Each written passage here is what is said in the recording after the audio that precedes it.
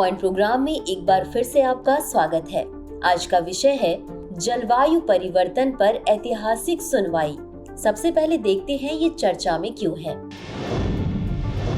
हाल ही में भारत ने अंतर्राष्ट्रीय न्यायालय यानी ICJ में एक ऐतिहासिक सुनवाई के दौरान जलवायु संकट के लिए विकसित देशों की आलोचना की है। भारत ने कहा कि विकसित देशों ने वैश्विक कार्बन बजट समाप्त कर दिया है, अपनी जलवायु वित्त प्रतिबद्धताओं को पूरा करने में विफल रहे हैं और अब वे विकासशील देशों से अपने संसाधनों के उपयोग को सीमित करने के लिए कह रहे हैं। चलिए अब जानते हैं कि ये सुनवाई आखिर किस बारे में है। यह सुनवाई मोटे तौर पर जलवायु परिवर्तन के संबंध में राज्यों के दायित्वों और इन दायित्वों के कानूनी परिणामों से संबंधित है।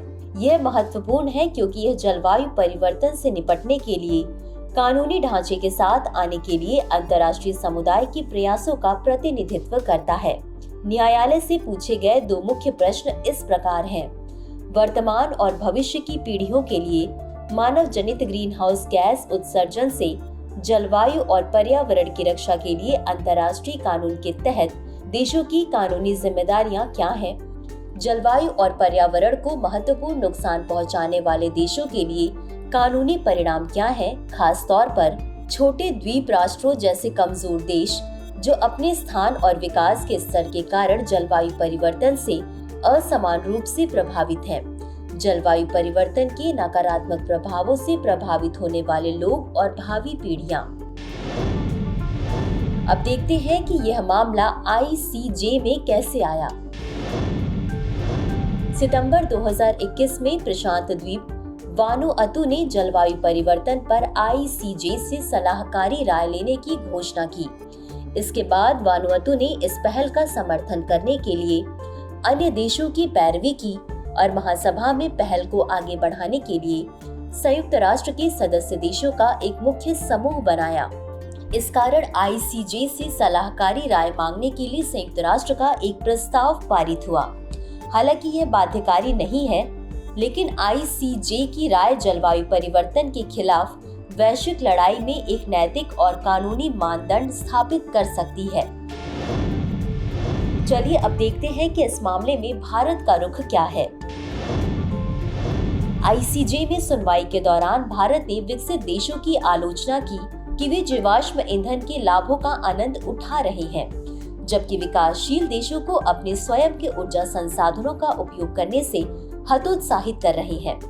भारत ने जलवायु वित्त प्रतिबद्धताओं, विशेष रूप से COP15 से अधूरे 100 बिलियन अमेरिकी डॉलर के वादे पर कार्रवाई की कमी की भी निंदा की।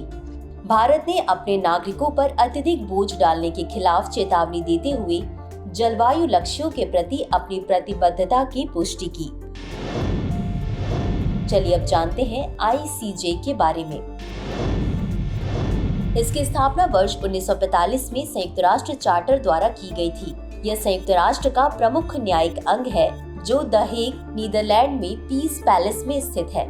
यह राज्यों के बीच कानूनी विवादों का निपटारा करता है और अधिकृत संयुक्त राष्ट्र अंगों और विशेष एजेंसियों द्वारा संदर्भित कानूनी प्रश्नों पर अंतर्राष्ट्रीय कानून के अनुसार सलाहकारी राय देता है।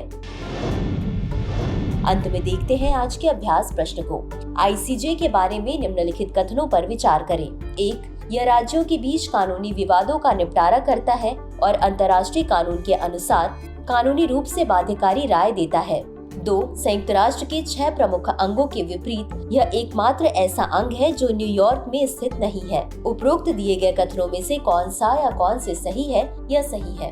A केवल 1, B केवल 2, C 1 और 2 दोनों, D न तो 1 और न ही 2। इस प्रश्न का उत्तर कमेंट बॉक्स में जरूर दें। अभी के लिए बस इतना ही। धन्यवाद।